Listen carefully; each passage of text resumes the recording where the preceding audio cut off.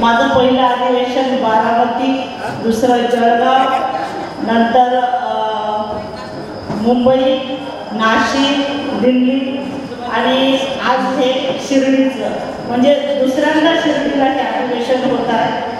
आणि नाशिक अधिवेशनामध्ये खूप काही पॉझिटिव्ह मिळालं। एक पत्रकार कसा घडावा आणि पत्रकाराची लेखणी कशी असावी हे या व्हॉइस ऑफ मीडियातून कळालं की एक सुदृढ पत्रकार आणि आपल्या व्हॉइस ऑफ मीडियाची जी पंचसूत्री आहे, घर, आरोग्य आणि आपलं त्याच्या मुलांच्या शिक्षणासाठी, हे असे 4-5 आपली पंचसूत्री आहेत। त्यासाठी आपला हा लढा सुरू आहे।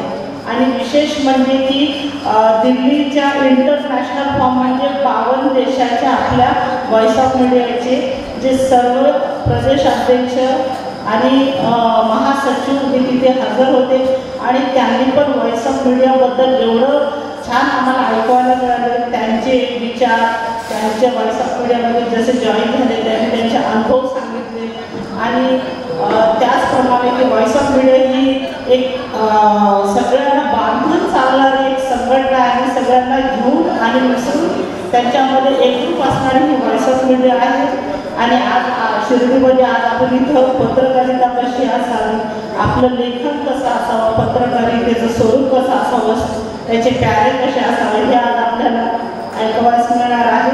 आणि त्याचप्रमाणे आमच्या व्हॉइस ऑफ मीडियाच्या राष्ट्रीय सचिव दिव्या मॅडम यांचं वेळोवेळी आम्हाला सहकार्य लाभते।